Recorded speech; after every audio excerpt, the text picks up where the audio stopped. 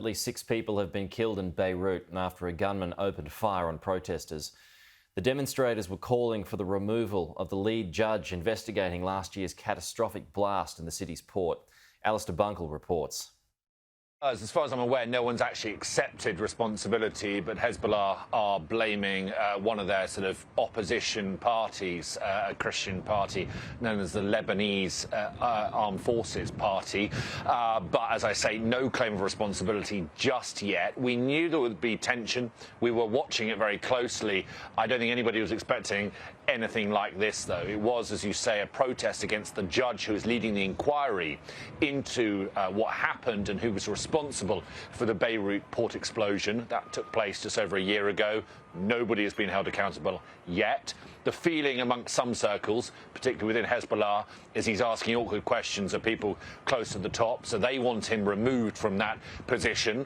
And it was when they reached a junction between two districts that snipers opened fire on the march from atop of buildings, and then what ensued from that was a few hours of gun battles between the two sides.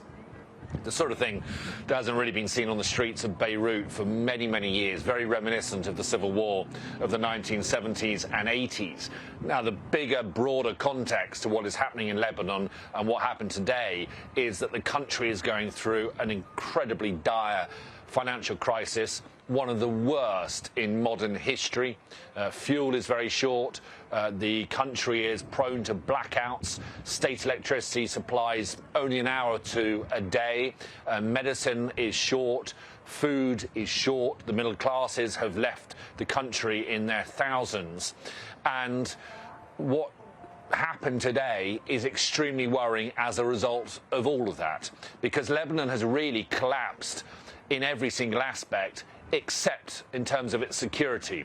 And so what we're watching for now is, will the violence that was displayed on the streets of Beirut today escalate, or will calm prevail?